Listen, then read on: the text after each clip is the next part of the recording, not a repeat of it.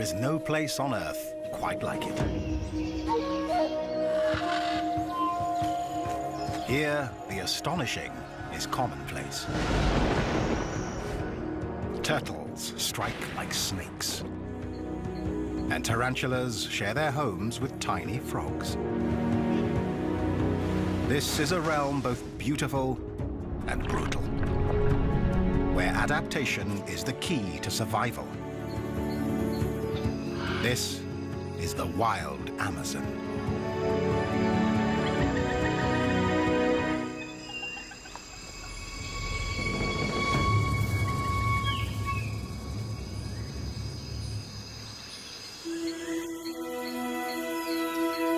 The Amazon River Basin.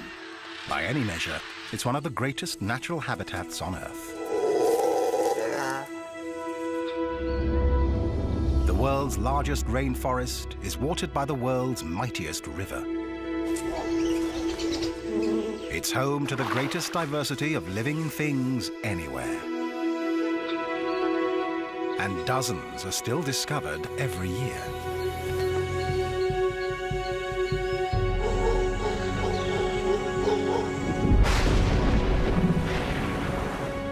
But the Amazon is changing fast, threatening the animals and plants that have thrived here for millions of years. Their future hangs in the balance.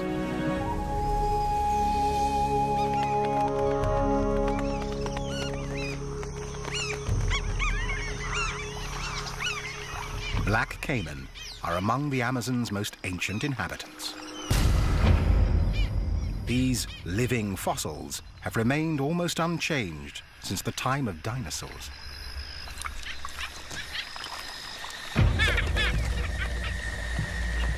But recently, a strange behavior has been observed among caiman.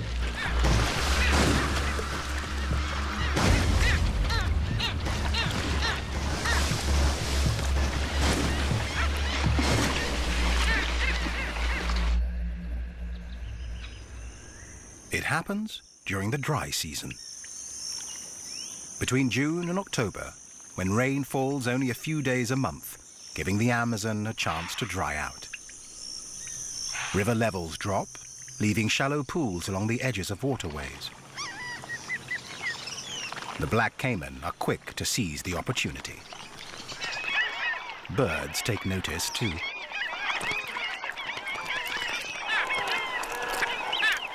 Black skimmers move inland from the coast, and egrets gather by the hundreds. They are all here for one thing. The fishing is excellent. The pools have stranded huge shoals of fish, and the Amazon's largest predator closes in. During the dry season, the caiman gather in large numbers. But what they do next is even more extraordinary.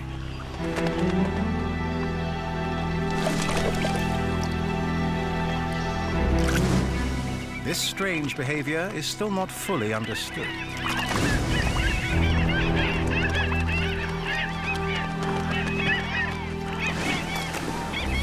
Caiman are known to jump and slap the water as part of a mating display. But here, it's transformed into a synchronized and deadly ballet.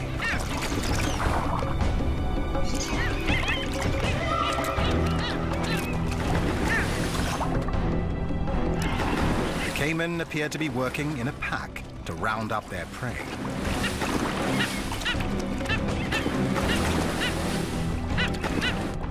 Panicked fish are caught by the hungry jaws. Those that escape are picked off by the egrets probing the shallows, and skimmers targeting the surface. The fish don't stand a chance.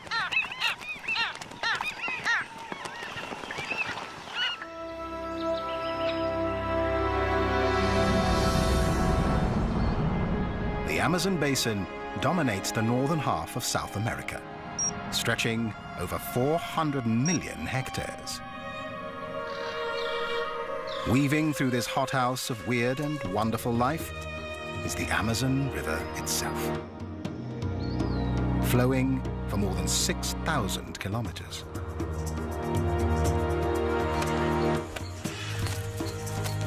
The creatures of this realm are part of a complex web of mutual dependence. Their interlocking relationships have evolved over millennia.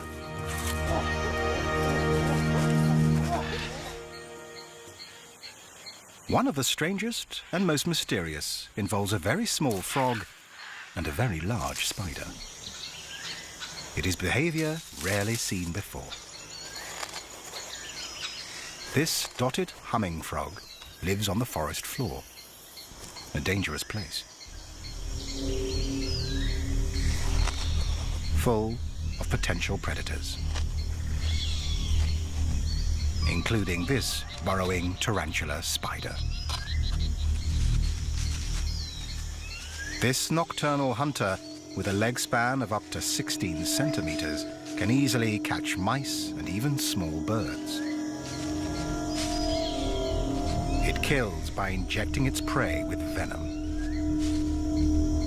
The poison first stuns, and then, while the victim is still alive, dissolves it from the inside, so the spider can suck out the remains. Any creature would be keen to avoid such a fate.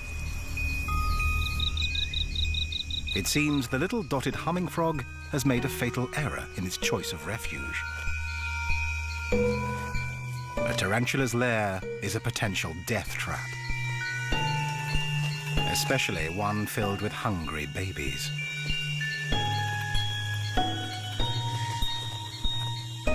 For the frog, the outcome cannot be good.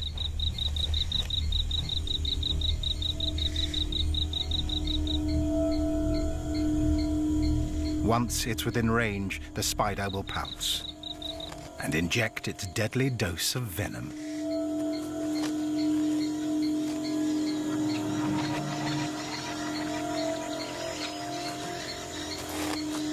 But not this time.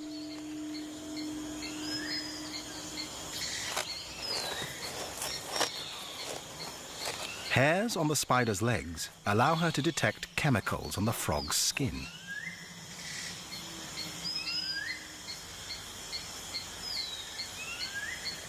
Perhaps she senses that the frog would make a dangerous meal.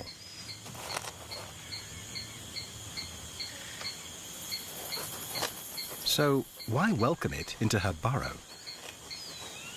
It seems this is a mutually beneficial arrangement. Frogs eat ants, which in turn prey on spider eggs and spiderlings. And for the frog, there's total protection. No other predator would dare take on this mother or her babies.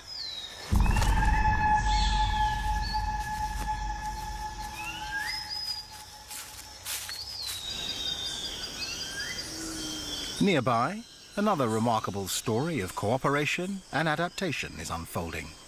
It involves a tree, a bee, and a razor-toothed rodent. A forest plant and two animals earn South American economies millions of dollars a year by doing what comes naturally. Brazil nuts really do come from Brazil, and most grow wild in the Amazon. But they depend on pollinators that have evolved with the necessary skills. The Brazil nut tree's pale, fleshy flowers have tightly wrapped petals. Prying them apart to reach the nectar inside takes a lot of muscle. Only the biggest and strongest bees can do it. For its efforts, the bee is rewarded with a sip of nectar. But as it struggles with the flower, it's also dusted with pollen. When the bee visits other Brazil nut flowers, the pollen shakes loose, the bee gets a meal, and the flowers are fertilized. The third party in this tale is a little mammal whose efforts ensure the Brazil nut tree lives on.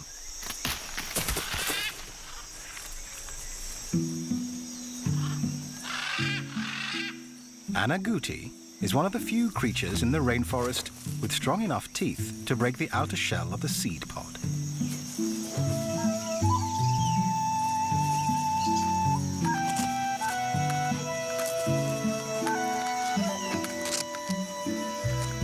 Its reward is a hearty meal, packed with essential fat and calories.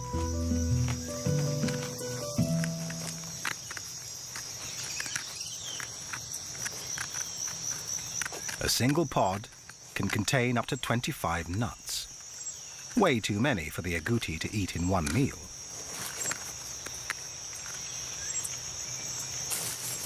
So he hides the leftovers.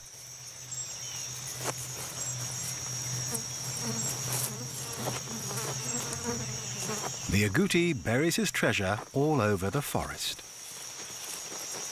Some nuts will remain in the ground to germinate and grow into the next generation of Brazil nut trees. Ancient relationships like these are essential to the life of the Amazon. They have made the forest what it is today. But can they endure as the forest changes around them? Much of the Amazon basin lies in Brazil, where deforestation is a major problem. Trees are being burned to clear land for farming and cut down to meet the demand for lumber. Up to 80% of the logging is illegal. Now the forest may have a fighting chance with the help of an armed task force. The government has declared war on the illegal loggers.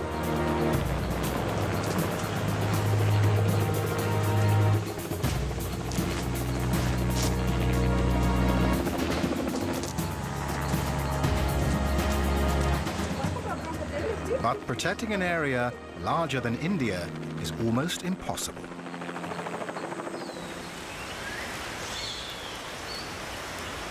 Every day, the Amazon still loses 19 square kilometers of forest. And besides the trees, much more is lost. A complex living community filled with undiscovered secrets that could benefit all mankind. Among its other wonders, the Amazon is the world's medicine chest. Scientists already know that over a quarter of the active ingredients in cancer-fighting drugs come from the rainforests, even though they have only tested 1% of the plants. Some plants are packed with deadly compounds. They're the source for poisons like cyanide and addictive drugs like nicotine and cocaine. Countless other plants use poisons as chemical defenses. Unripe forest fruits are bitter, toxic, and normally indigestible. But macaws have little to eat during the dry season. They use their strong beaks and agile claws to extract whatever nourishment they can.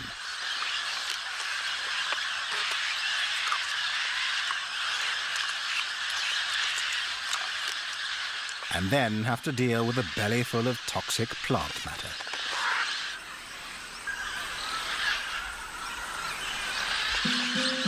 Like other parrots, they have found a solution.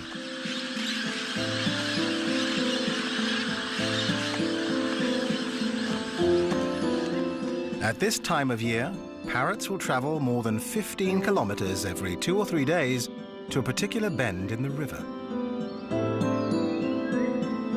They're heading for clay banks, exposed by the river as it dries and recedes. Somehow, the birds have learned over time that clay neutralizes the toxins in their diet, which makes it an essential ingredient for surviving the dry season.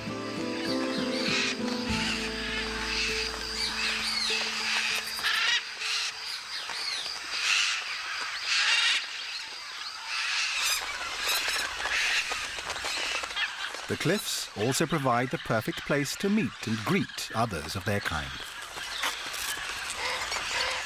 Macaws are the largest and one of the most beautiful parrots in the world. In South America, there are 17 different species, all with stunning and brilliant plumage.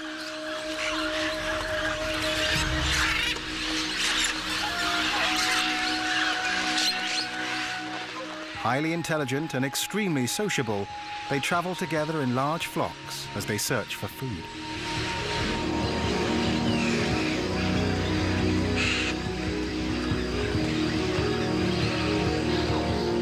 They carry on a seemingly endless conversation of loud squawks.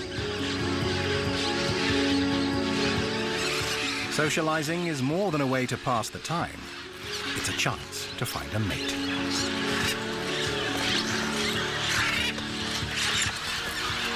For macaws, this is an important choice. They mate for life. A faithful partnership that can last for 50 years. Macaws aren't the only creatures that must deal with plants that are poisonous, tasteless, or just difficult to eat. It's a common problem here, the plant's defense against voracious vegetarians. But few creatures are as ingenious as the Amazon's most numerous inhabitants, ants. The leaf-cutter ants have been hard at work here for over 50 million years.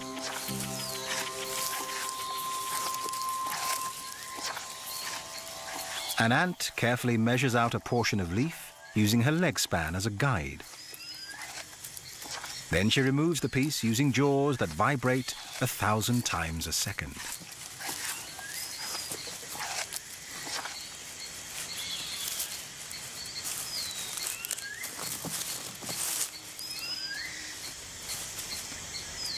Leafcutter ants have an elaborate caste system defined by the size of the ant.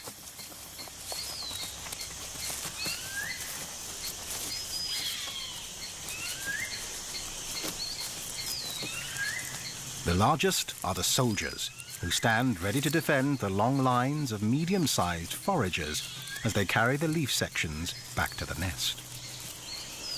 The foragers lift loads up to 20 times their own weight, the equivalent of a human carrying a small car. Smaller ants act as additional guardians for the workers, ever vigilant, even when they're hitching a ride.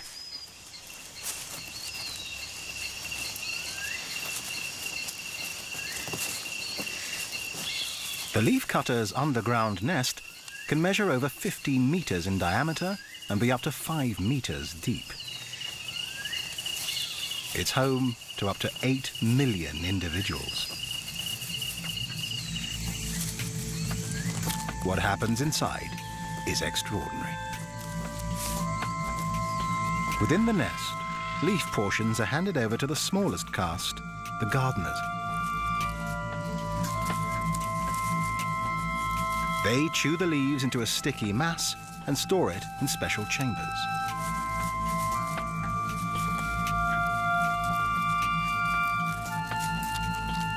Another chamber houses the colony's most precious possession, an edible fungus. A gardener cuts off a piece of the fungus and carries it to the new stash. In no time, it will begin to grow on the leaves.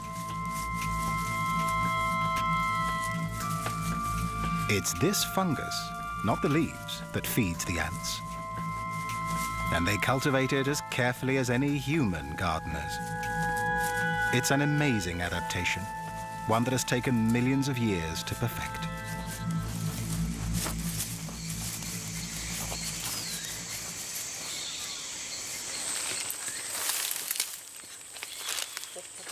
Unlike the leaf-cutter ants beneath their feet, the Matis people have never relied on gardening. Instead, they gather plants and hunt. One of nearly 200 native tribes still living in the Amazon, their first contact with the outside world was as recent as the 1970s.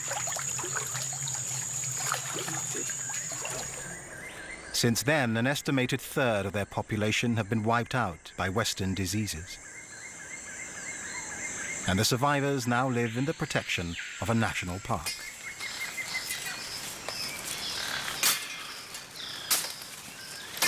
Through countless generations, the Matis people have gained a deep knowledge of their jungle home.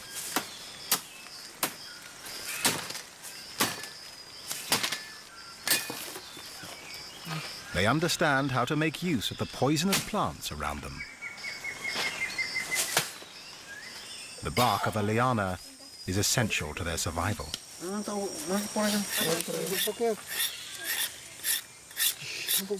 Boiled down to a paste, it becomes a powerful nerve toxin known as curare.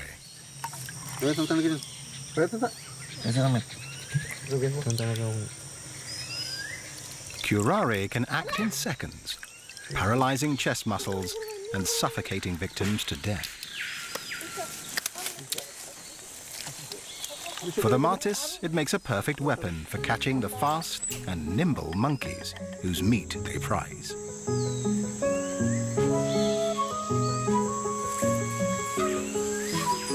All of South America's primates dwell in the forest canopy, rarely venturing down to the ground. Most eat whatever they come across, from fruit and flowers to insects and sap.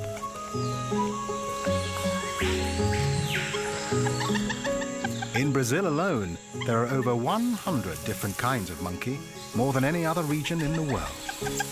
And 9 new species have been discovered in the last decade.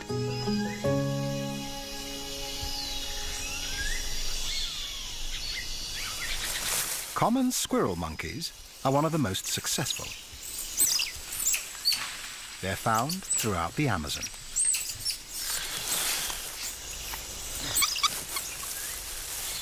Squirrel monkeys grow up fast, and by 10 months, they've left their mothers. But for a young, inexperienced monkey, life is precarious.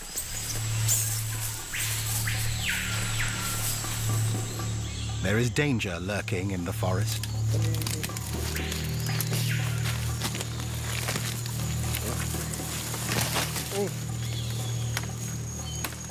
The Matis tribesmen are on a monkey hunt.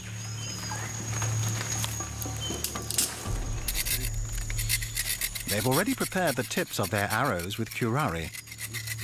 But catching a fast-moving target takes more than a lethal weapon.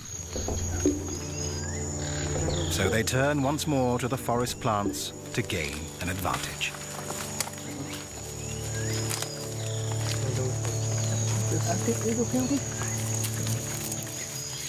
They concoct a solution, mixing ebony plant in a little water. They drip it into their eyes.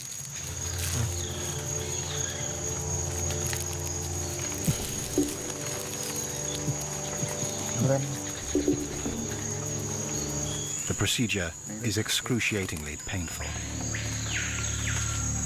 But they believe it will sharpen their eyesight and heighten their senses, endowing them with the stealth of the forest creatures and enabling them to move silently as shadows across the jungle floor.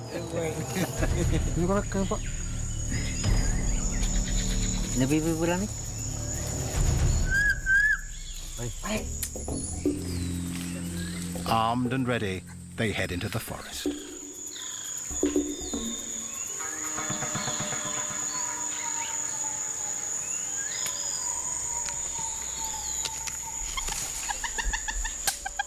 Deep in the forest, the young squirrel monkey has been distracted by an insect snack. He's fallen behind the rest of the troop.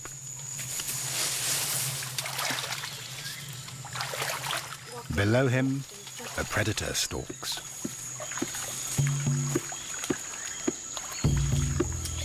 The Matis hunters are on his tail. His speed and agility make him a difficult target. But the hunters are armed with powerful weapons, poison-tipped arrows, plus their deep understanding of the forest. The The animal calls, perfected by the martis, confuse the young monkey.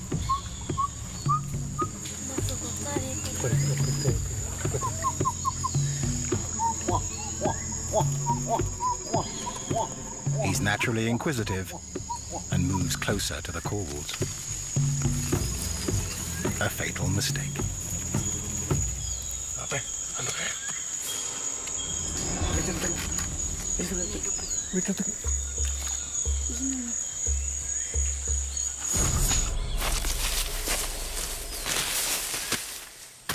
The poison brings paralysis within seconds.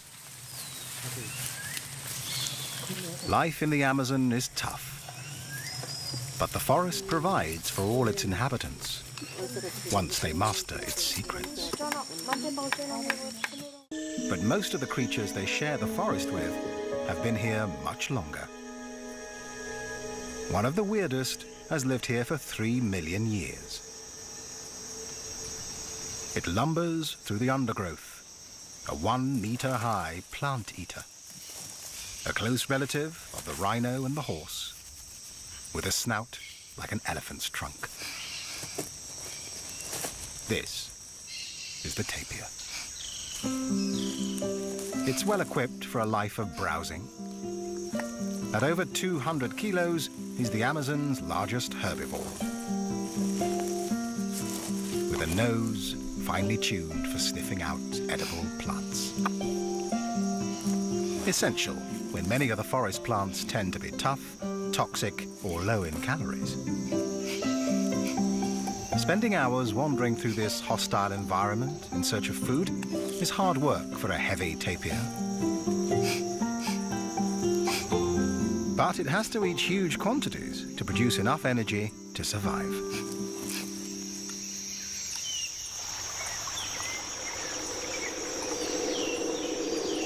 Some animals find a meal by hardly moving at all. A nearby stream looks peaceful, but appearances are deceiving. Camouflaged body armor is a useful asset for an ambush predator. Hidden in the leaf-littered shallows, it waits patiently for an opportunity.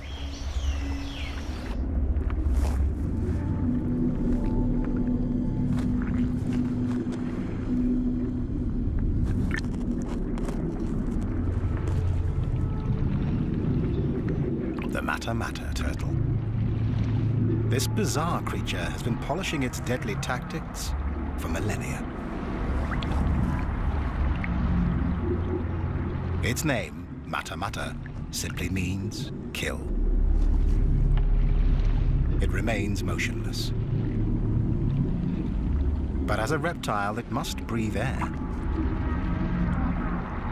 The mata-mata does that by extending its specially adapted neck, moving slowly to avoid detection.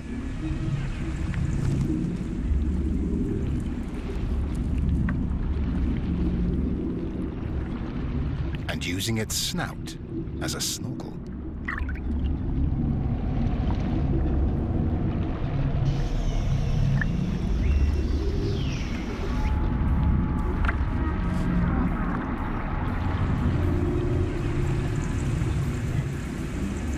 When a fish gets close enough, the mata-mata opens its huge mouth, creating a vacuum.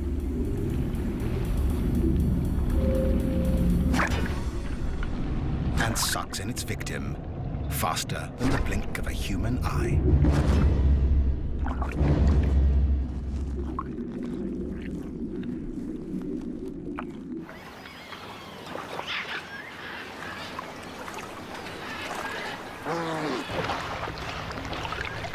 Farther down the river, an unlikely resident of the Amazon waterways abandons the shrinking lagoons of the dry season and heads into open, deeper waters.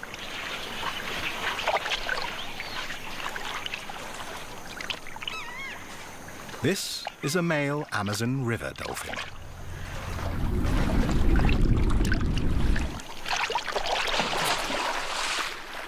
Most dolphins live in salt water, but this species adapted to the rivers long ago.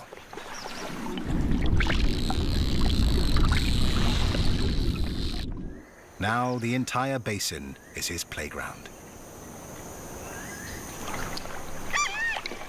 Like other dolphins, he uses sonar to hunt. That comes in handy in these murky waters.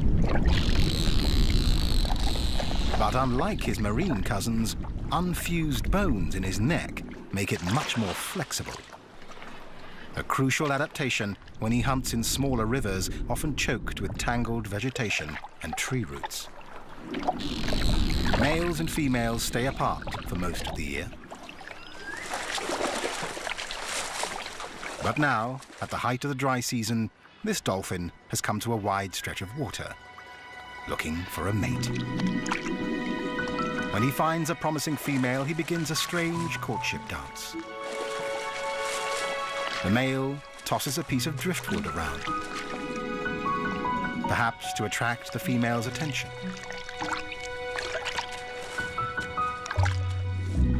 If she accepts him, the pair will mate.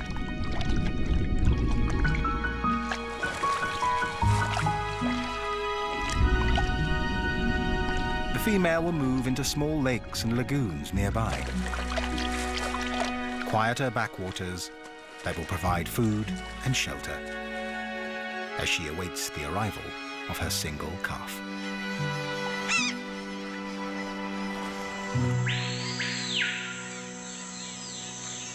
Towards the end of the dry season, the river levels are at their lowest, exposing broad sandbanks. For one huge and ancient creature, this new and temporary landscape offers a brief opportunity essential to their future survival.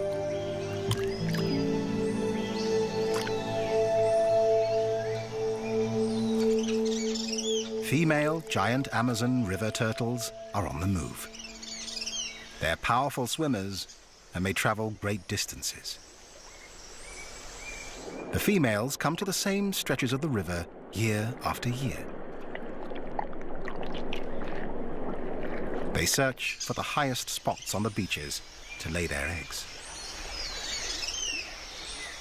Finely grained sand makes these banks perfect for laying eggs. More than a meter long and weighing up to 90 kilos, the giant females drag themselves out of the water to bask in the sun. The temperature of the sand rises during the heat of the day.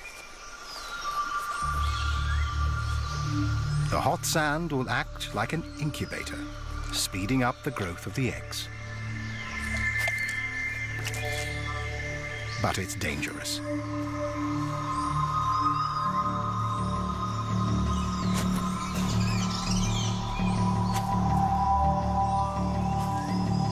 The Amazon's top predator is on the prowl. With one of the strongest bites of all big cats, a jaguar can easily puncture a turtle's shell. The females retreat to the safety of the water. The jaguar can wait, but the turtle's clock is ticking.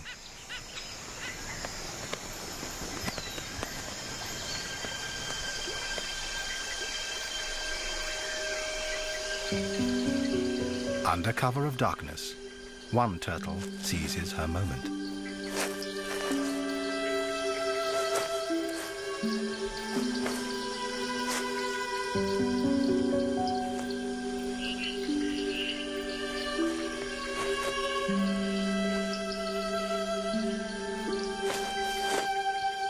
Once the hole is dug, she lays her eggs and covers them gently with sand. If all goes well, they will hatch in 6 weeks. Her timing is crucial, and there is little margin for error.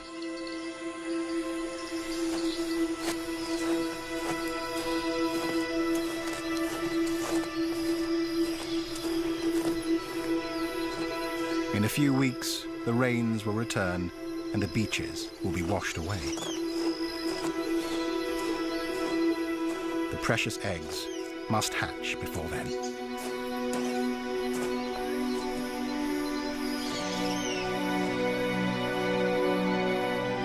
It's a precise timetable, and the turtles have followed it for countless generations.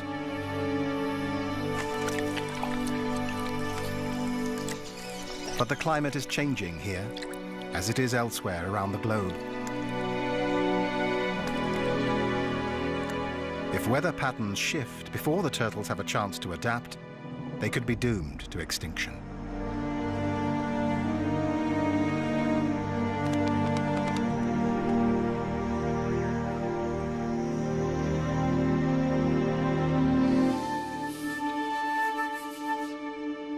Another river dweller faces a similar climate crisis, the giant river otter. Giant river otters are rare and endangered, with fewer than 5,000 remaining in the wild. They're the largest of their kind, measuring up to 2 meters long. This family group has 10 members, headed up by Mum and Dad. They're highly social and constantly check in with each other using a variety of vocalizations. Their communication involves a complex system of sounds, scents, and postures. Locals call them the wolves of the river, and they are proficient predators. With their wing-like tails, webbed feet, and sleek fur, they're built for the water and have no problem catching enough to eat.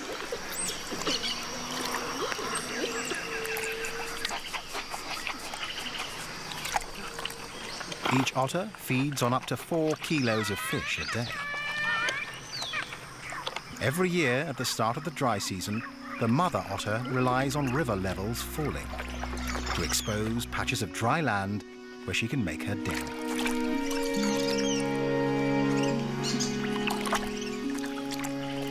These quiet backwaters provide a perfect place for young otters to learn and play. 14 weeks old, and the pups are still mastering the skills they'll need to survive. But it's a race against time.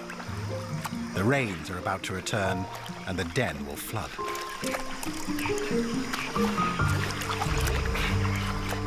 If weather patterns change, it will challenge this finely tuned parenting plan.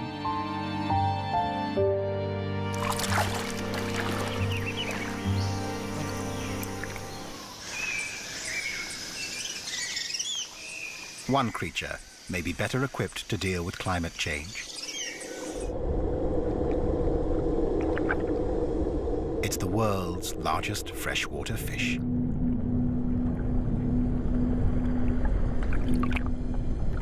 The pirarucu can grow to 3 meters in length and weigh more than 2 baby elephants. It lives in slow-moving waterways that are murky from decaying vegetation. Tannin in the leaves turns the water acidic. Not ideal for most fish. And as climate change causes temperatures to rise, oxygen levels are likely to fall even farther. But the pirarucu has an amazing secret weapon. Along with its reduced gills, it has evolved with an air bladder that acts like a lung.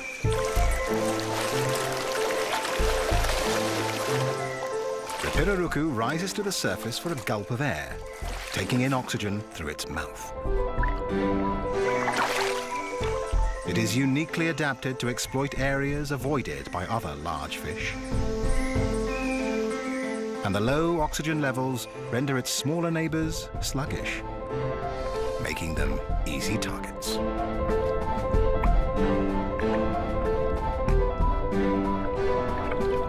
Its adaptation may give the pirarucu the winning advantage in a changing world.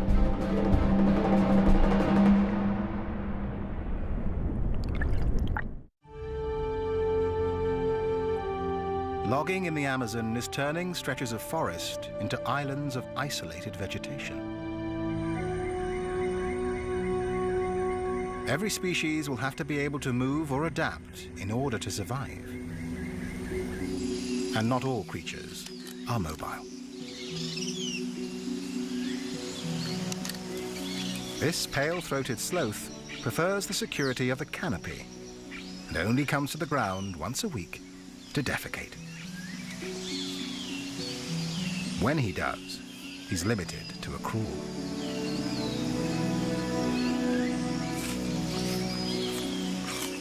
The sloth lives solely on leaves, a low-calorie diet that provides little energy and is difficult to process.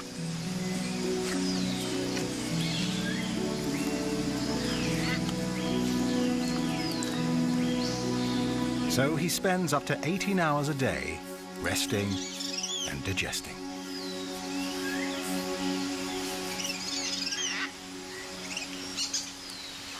This sedentary lifestyle explains how the sloth got his name and his reputation for being lazy.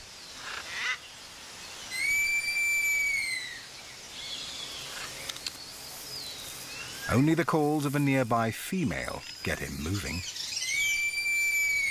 With poor eyesight, he's reliant on his other senses to find her.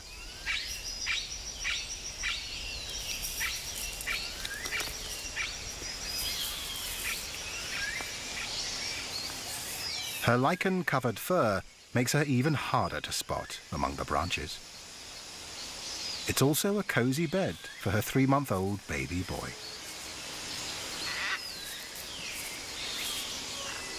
He still relies on his mother for food and protection. It will be another 5 months before he's on his own.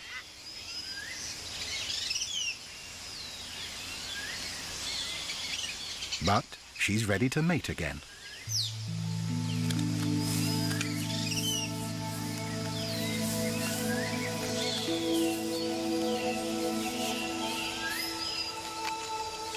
Sloth courtship is slow and graceful.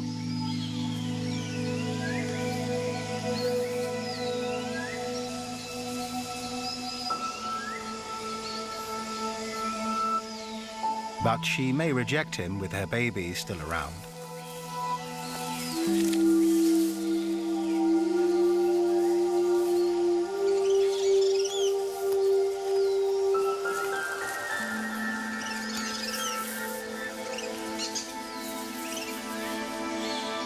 If these sloths mate successfully, the female will give birth in about 6 months, by which time her son will be independent. But what kind of future does he face?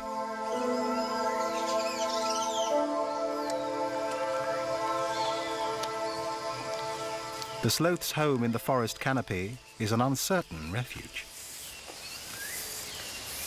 Their lack of mobility makes it difficult to adapt to changing conditions. They're too awkward and too slow to move safely across open ground.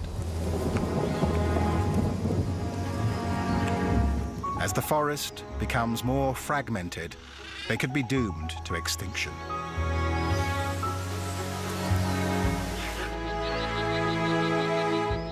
The creatures of the Amazon have developed their incredible survival strategies over millions of years. If conditions here change too rapidly because of a warming climate or a disappearing forest, many will be unable to adapt.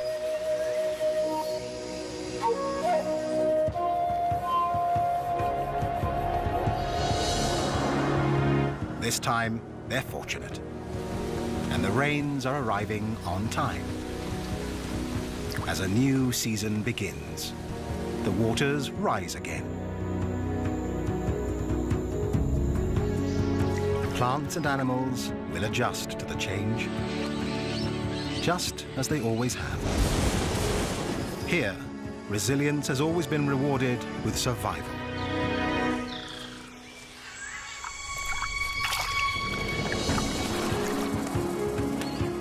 Today, as this region faces an uncertain future, only time will tell if its vast scale and dazzling bounty can ensure that the Amazon itself will survive.